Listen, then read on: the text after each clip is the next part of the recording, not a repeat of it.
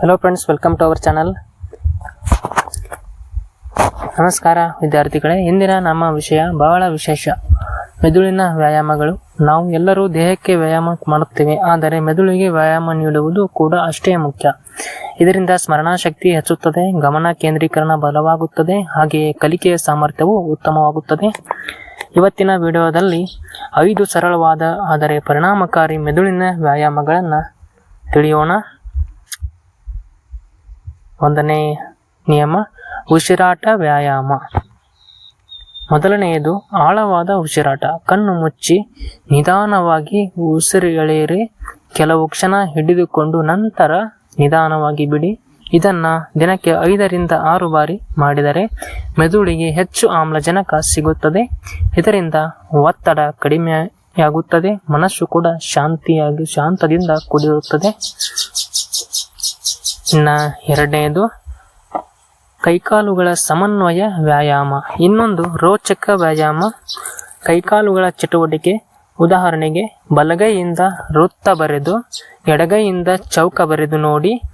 ಆರಂಭದಲ್ಲಿ ಗೊಂದಲವಾಗಬಹುದು, ಆದರೆ ನಿಧಾನವಾಗಿ ಮಾಡಿದರೆ ಮೆದುಳಿನ ಎಡ ಬಲ ಭಾಗದ ಸಮನ್ವಯ ಹೆಚ್ಚುತ್ತದೆ. 3ನೇದು ಪಜಲ್ಗಳು ಮತ್ತು ಆಟಗಳು. ಪಜಲ್ಗಳು sudoku, crossword, memory games, chess ಇಂತಹ ಆಟಗಳು ಮೆದುಳಿಗೆ ಚಟುವಟಿಕೆಯನ್ನು ಹೆಚ್ಚಿಸುತ್ತವೆ. ದಿನಕ್ಕೆ 10ರಿಂದ 15 ನಿಮಿಷವಾದರೂ ಆಡಿದರೆ ನೀವು ಸಾಕು. ಇನ್ನು 4ನೇದು ಸ್ಮರಣೆ ಅಭ್ಯಾಸ. ಸ್ಮರಣಾ ಶಕ್ತಿ ಅಭ್ಯಾಸ. ಉದಾಹರಣೆಗೆ, ಒಂದು ಪುಟ ಓದಿ ಕಣ್ಣು ಮುಚ್ಚಿ ಅದರ ಮುಖ್ಯ ಅಂಶಗಳನ್ನು ನೆನಪಿಸಿಕೊಳ್ಳಿ.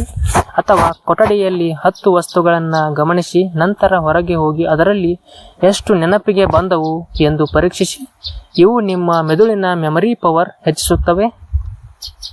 5ನೇದು ದೇಹದ ಚಟುವಟಿಕೆ. ಸರಳ ವ್ಯಾಯಾಮ ಇದು.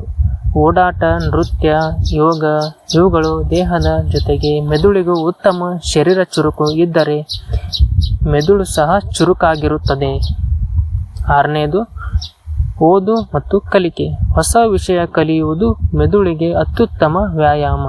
ಹೊಸ ಭಾಷೆ ಕಲಿಯುವುದು, ಹೊಸ ಹಾಡು ನೆನಪಿಸಿಕೊಳ್ಳುವುದು ಅಥವಾ ಹೊಸ ಪುಸ್ತಕ ಓದುವುದು, ಹೊಸದು ಏನಾದರೂ ಕಲಿಯುವುದು, ಇವೆಲ್ಲವೂ ಮೆದುಳನ್ನು ಸಕ್ರಿಯವಾಗಿರಿಸುತ್ತವೆ. ಹೀಗಾಗಿ ವಿದ್ಯಾರ್ಥಿಗಳೇ, ಈ ಮೆದುಳಿನ ವ್ಯಾಯಾಮಗಳನ್ನು ದಿನನಿತ್ಯ ಪಾಲಿಸಿದರೆ ನಿಮ್ಮ ಗಮನ, ಸ್ಮರಣಾ ಶಕ್ತಿ, ಕಲಿಕೆಯ ಸಾಮರ್ಥ್ಯ ಎಲ್ಲವೂ ಉತ್ತಮವಾಗುತ್ತದೆ. ಮೆದುಳನ್ನು ಬಲಿಷ್ಠವಾಗಿಸಿಕೊಳ್ಳುವುದು ನಮ್ಮ ಕೈಯಲ್ಲಿದೆ. ಇಂದಿನಿಂದಲೇ ಅಭ್ಯಾಸ ಶುರು ಮಾಡಿ. ಧನ್ಯವಾದಗಳು. ಮತ್ತೆ ಮುಂದಿನ ಉಪಯುಕ್ತ ವಿಷಯದಲ್ಲಿ ಭೇಟಿಯಾಗೋಣ.